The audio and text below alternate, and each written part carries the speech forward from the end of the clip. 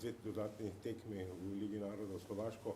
Razmišljanje pred tem, ni bilo še treningov, kako v obe tekmi. Ja, super, da smo se spet zbrali. Imamo eni dve težki tekmi proti Slovaški. Mislim, da bo res zahtevno.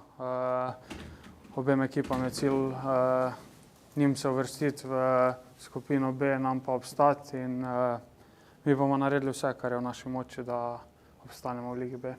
Kako razmišljate o svoji pripravljenosti, o klubski formi?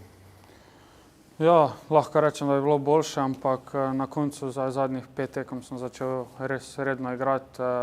Tudi način igre se mi je spremenil, tako da mislim, da sem dobro pripravljen. Kaj pa Slovenija, Slovaška, na kaj bo treba biti najbolj pozoren? Kako razmišljate? Slovakija, Slovenija odigrala veliko tekem, reprezentancam njihova v fazi pomlajevanja.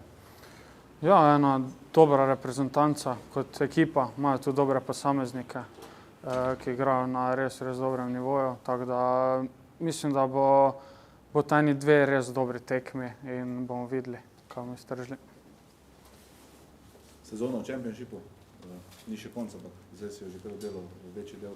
Koliko te je spremenila kot nogometaša, kot napadalca?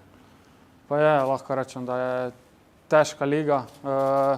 Rabil sem čas, da sem se privadil. Imel sem tudi eno malo slabše obdobje, ampak mislim, da sem zdaj iz tega in res uživam zadnjih par tekem. Malo bo pritiska, ampak na napadalcu itak vedno pritisk. Ob Šeškotu zdaj iščemo tega drugega napadalca. S kakšnimi občutki nekako ti prihajaš? Lahko rečemo tudi kar v to borbo za to mesto ob Šeško v napadu. Pa ja, imamo res eno skupino dobrih napadalcev, 4, 5, 6 dobrih napadalcev in lahko rečem, ja, da je borba odprta, res jaz bom dal svoj maksimum, pa bom videl, kam bo to pripeljalo.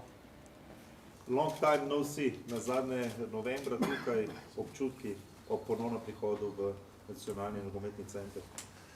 Ja, res je. Od zadnjega zbora je minilo že kar nekaj časa, tako da občutki so izjemni. Mislim, jaz osebno se vedno rad vračam v ta center, tukaj na Brdo, tukaj je eno okolje, ki je fantastično za nogometaša, sploh ki pride iz tujine v svojo državo. Mislim, da to čutijo tudi ostali soigralci. Z večino se žal nismo imeli možnosti videti v teh 4 mesecih, tako da smo res veseli, da smo spet na kupu, se družimo in igramo za svojo državo. Igrate za svojo državo, prva tekma proti Slovaški, tekmec po meri ali? Ja, definitivno Slovaška zelo kakovostna reprezentanca, to so dokazali na Euro, podobno kot mi. Imajo veliko kakovostnih posameznikov, ampak imamo jih tudi mi in definitivno so premagljiv tekmec. Je pa res, da se moramo njih dobro pripraviti. Sicer ni veliko časa za to, ampak mislim, da imamo mi eno prednost in to je ta, da smo že dolgo časa skupaj, tako igralci kot štab in bo zaradi tega lažje priprava na tekmo. Torej ne pričakujete večjih sprememb v sistemu igranja, v prvi postavi in podobno? Jaz bi rekel, da ne, tudi zaradi tega razloga, kar sem ga omenil prej. Časa ni veliko.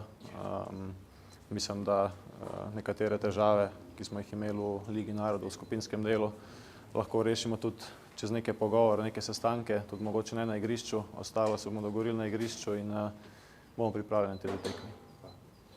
Si Slovakija že kaj študiral?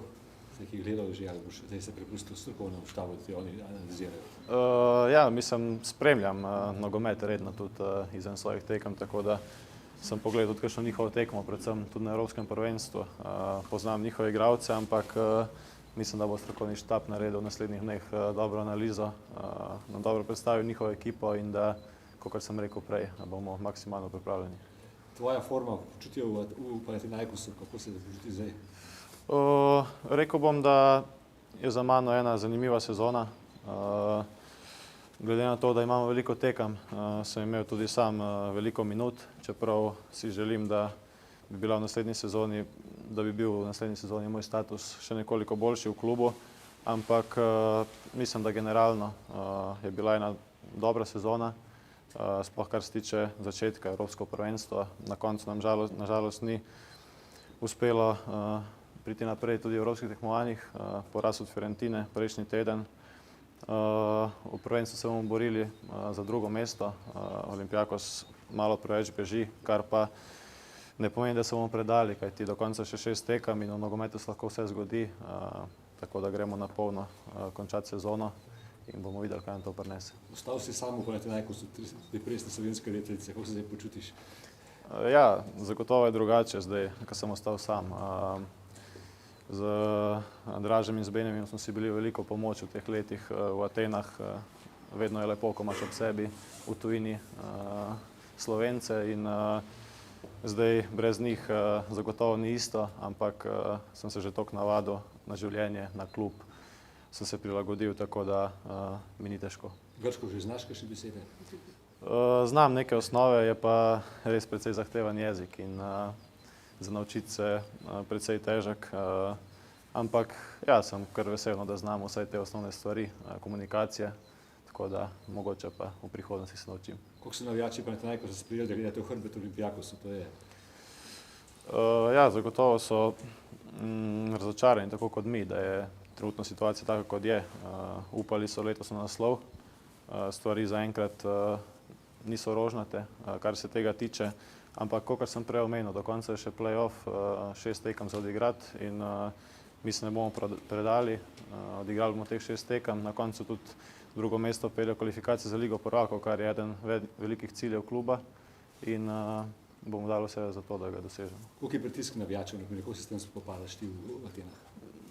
Ja, pritisk je velik, ampak mislim, da večina tukaj reprezentantov igra na tem nivoju, kjer je pritisk nekaj, s čim moramo delati in z leti se na to privadiš, poskušaš dati vse od sebe na igrišču in te stvari okoli igrišča niti ne zanimajo oziroma se probaš z njimi ukvarjati čim manj in to je v bistvu način, recept, na katerega se spoprijemam s tem. Omenil si Fiorentino, mi zdaj tudi v slovenskem fuzbalu govorimo o tem uspehu Celjanov, ki bo zdaj igral s Fiorentinom drugače. Me pa mogoče malo zanima, si se mogoče kaj veselil, da bi mogoče slovenski klub srečal, če bi se vrstili naprej, pa po drugi strani, kakšne možnosti pripisuje s Celju, glede na to, da zdaj Fiorentino odlično doma? Ja, res mi je žal, da ne bom mogel odigrati ene evropske tekme v Sloveniji. Želel sem si Celje za nasprotnika že v prejšnjem koraku, kjer smo dobili Slance. Mislim, da so bile neke možnosti, da dobimo Celjane. Nažalost ni šlo, tako da zdaj v primeru, da bi zmagal Fiorentino, bi se dobili z njimi. Mislim, da bi bilo lepo se pomeriti s Celjani, to je bila moja želja. Tudi jim čestitam v tej priložnosti za en zgodovinski uspeh, kar se tiče slovenskega nogometa. Mislim, da igrajo odlično v tej sezoni konferenčne lige.